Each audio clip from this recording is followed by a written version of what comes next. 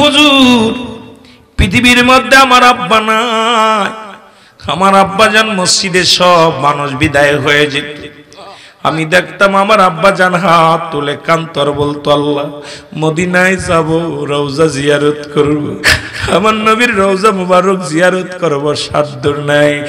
আজকে আমার আব্বাজান নাই, আমি মক্কা মদিনা ওয়াজ করতেছি, আমার আব্বার নামের সঙ্গে কত নাম মিলানো পায় রে, আমার বাবার রঙের সঙ্গে কত রং মিলানো পায়, কিন্তু আমার আব্বারে দেখতে পাই না রে। আজ যদি আমার আব্বা জান জীবিত থাকতো রে, আমার আব্বা যদি জিন্দা থাকতো তাহলে আজকে মদিনার রওজা জিয়ারত করতে আসতো। আজকে আমি যুবক, আমার আব্বা জান কান্ত, আমার আব্বার কপালে হয় নাই, আমি মক্কা মদিনায় রাসূলুল্লাহর রওজা পাকে ঘোরাঘুরি করি। মুসলমান আজকে সন্তানের কাঁধে বাবার লাশ, বাবার কাঁধে সন্তানের লাশ, দাদার কাঁধে নাতির লাশ, নাতির কাঁধে দাদার লাশ, কখন কে যেন দুনিয়া থেকে বিদায় হয়ে যায়। আল্লাহ মরণের আগে আমাদের ঈমানটা তুমি মজবুত বানায় দিও, মদিনাওয়ালার সঙ্গে আমাদের সাক্ষাৎ করাইয়া দিও। জোরে জোরে চিল্লায়া বলা যাবে না আল্লাহু আকবার। এ আমার ভাইরা, আমার বন্ধুরা, আমার সৈনা লাও গো, দিলের কান্ডা লাগা শুনে নাও।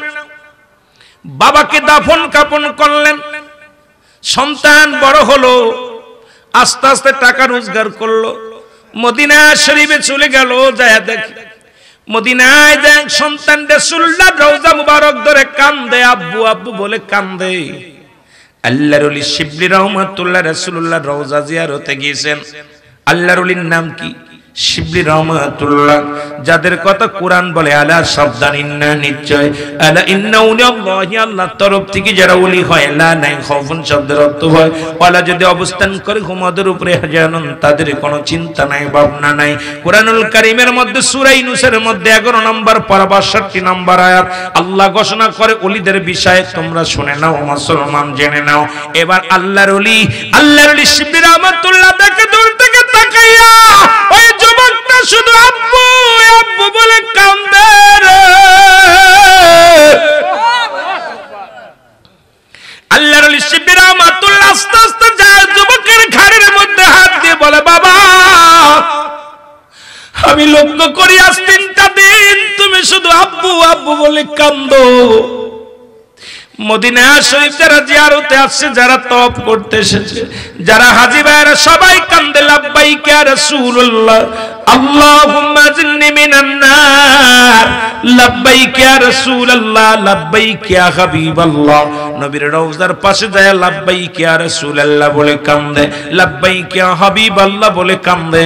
আমি দেখতেছি শুধু তুমি আজ 3টা দিন একবার মদিনার রওজা ধরে কান্দো, আব্বু আব্বু বলে কান্দো, আবার রাসূলুল্লাহ রওজা মুবারক ধরে কান্দো, আব্বু আব্বু বলে কান্দো। তুমি কেন কান্দো? বলো হুজুর আমি আপনার কাছে কি বলবো, মনের দুঃখ বলবো, আমার মনের দুঃখ আমি কারে বলবো, আমি কেন কান্দি, আব্বু আব্বু বলে কান্দি রে।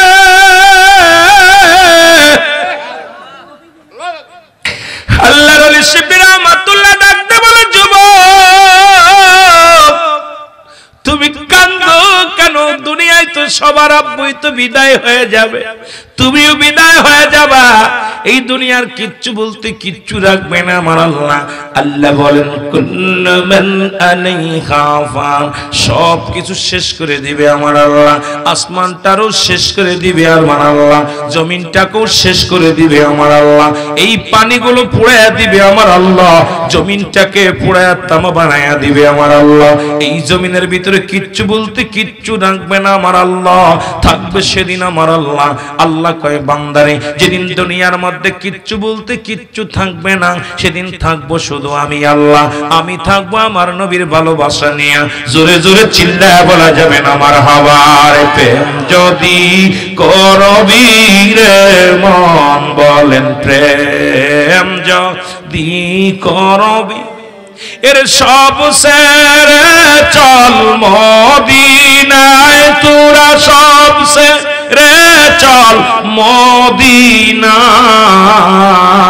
আমার দয়াল নবী যেই দেশে ওমা আরসালনাকা ইল্লা রাহমাতাল লিল আলামিন। নবী রহমত নিয়ে আসছে, জোরে জোরে বলেন না। এর প্রেম যদি করবি রে মন, বলেন প্রেম যদি শিখবি রে মন, সব সেরে চল মদিনায় তোরা, সব সেরে না আমার দয়াল নবী যেই দেশে ঘুমায়, আমার মায়ার নবী ও তোরা দেখলে সবই পাগল হবি, দেখলে জোরে জোরে এর কাঁদবি বসে নিরালায়, তোরা কাঁদবি বসে নিরালায় আমার দয়াল নবী যেই দেশে ঘুমায়, আমার মায়ার নবী ওইরে প্রেম যদি করবি রে মন, বলেন প্রেম যদি শিখবি রে মন, সব সেরে চল মদিনায় তোরা, সব মদিনায় আমার জিন্দা নবী যেই দেশে ঘুমায়, আমার মায়া ও তোরা দেখলে সবই পাগল হবি, দেখলে সবই ওরে কাঁদবি বসে নিরালায়, তোরা কাঁদবি বসে নিরালায় আমার দয়া নবী যেই দেশে ঘুমায়, আমার মায়া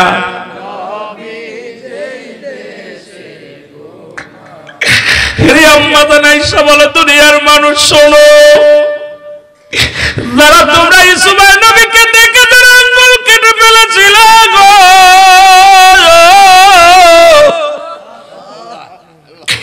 ওই জামানায় যদি তোমরা আমার নবীরে দেখতে, কাঁদতে কাঁদতে তোমাদের কলিজাটা কেটে ফেলতে টের পাইতা না। ওই আকাশের চাঁদ আমার ঘরে উঠত, আরে আমি চাঁদের আলো দেখে আমি ঘরে অন্ধকার, রাত আমার অন্ধকার আলো হয়ে যেত। এমন নূরের নবী রে পৃথিবীর মধ্যে আর কেউ নয়, এই নবীকে চাই কি চাই না?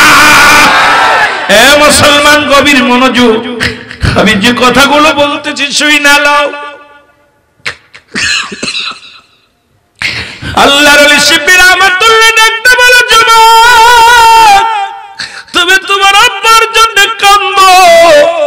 যুবক বলে, হুজুর পৃথিবীর মধ্যে আমার আব্বা নাই, আমার আব্বা জান মসজিদে সব মানুষ বিদায় হয়ে যেত, আমি দেখতাম আমার আব্বা জান হাত তুলে কান্তর বলতো, আল্লাহ মদিনায় যাব, রওজা জিয়ারত করব, আমার নবীর রওজা মুবারক জিয়ারত করব, সাধ্য নাই।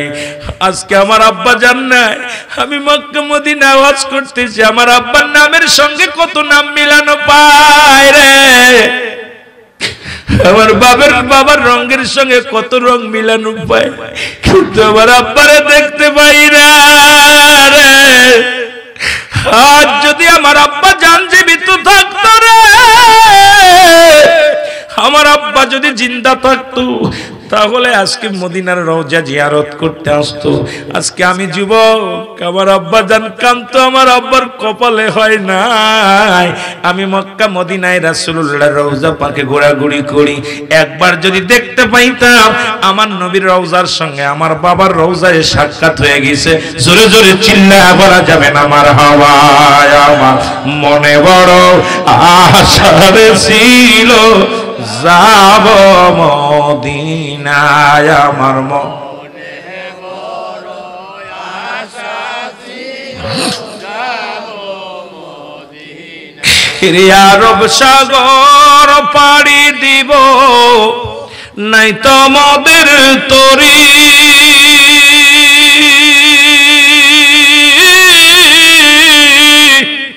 পাখা নয় তো উড়ে যাব ডানাতে ভর করি, বলো আরব সাগর পাড়ি দিব নাই তো পাখা নাই তো উড়ে যাব ডানাতে, রে আশায় আছে সম্বল নাই, বলো আশায় আছে করি কি উপায়, আমার মনে বড়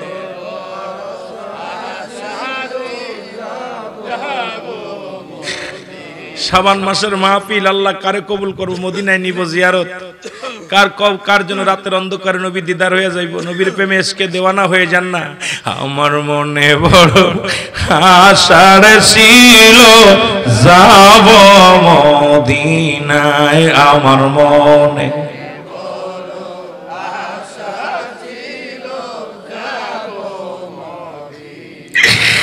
মক্কাওয়ালা মদিনাওয়ালা, মক্কাওয়ালা মদিনাওয়ালা আমায় তুমি দেখা দাও, বলে না আমায় তুমি দেখা দাও, আমার মনে বড়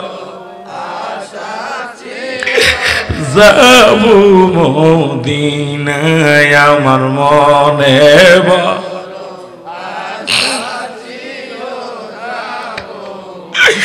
কে যাও ভাই ব্রাহ্মণবাড়িয়া বাসী সোনার মদিনা,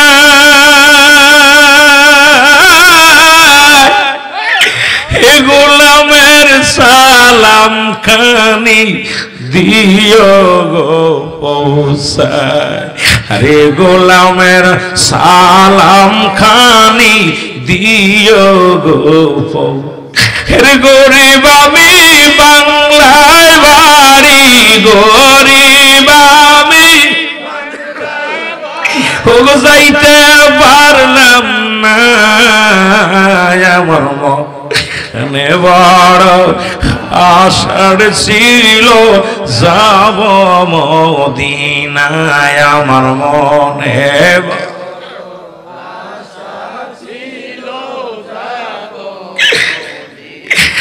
আমার ভাইরা আল্লাহর ওলি শিবলি রহমাতুল্লাহ ডাকতে বলে যুবক,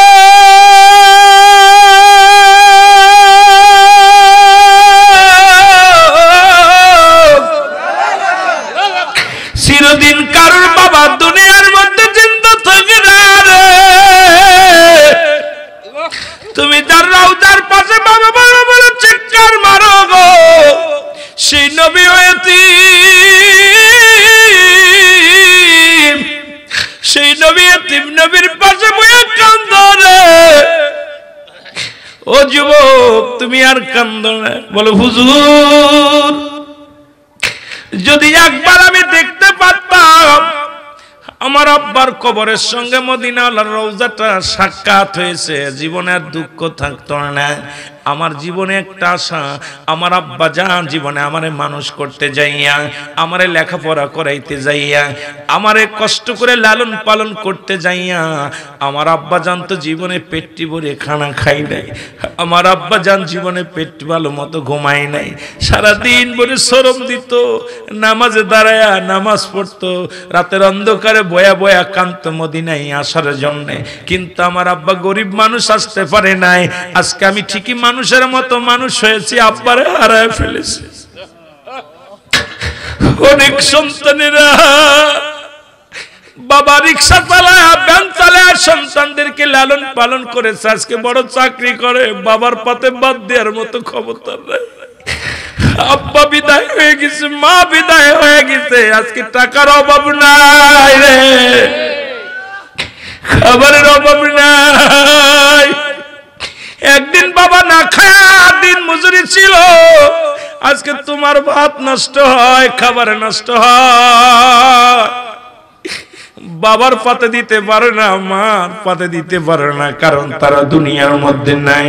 এমন এতিম সন্তান অনেকে আমরা আছি রে মুসলমান, বাবাও নাই মা নাই। এই বাবা মার মতো এমন নিয়ামত তার পৃথিবীর মধ্যে পাবি না। দেখতে বলে হুজুর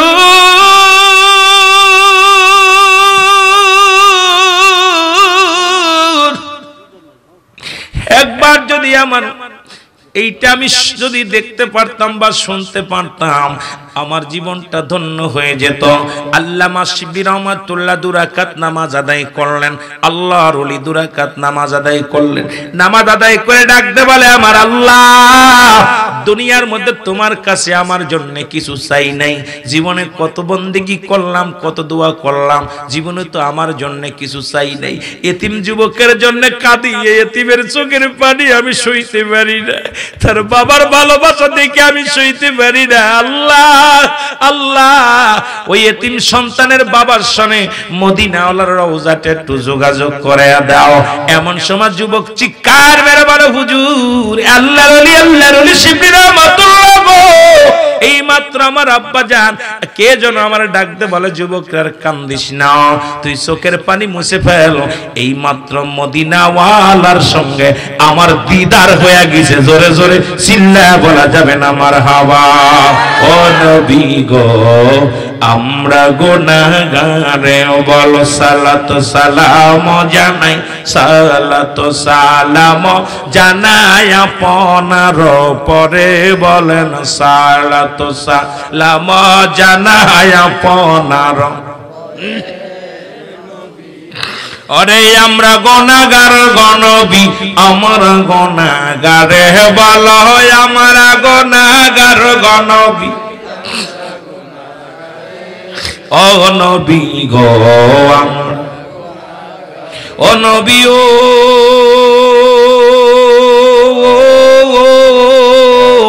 বিন্নি গাতের আসে কেন্দ্রা হইয়া দেওয়ানা যে,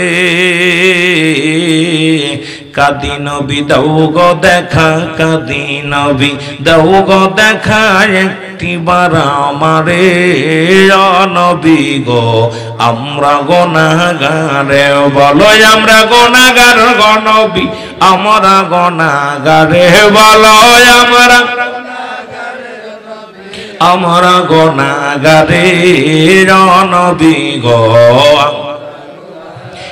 সালাতু সালাম জানাই, সালাতু সালাম জানাই আপনার পরে ও নবী গো।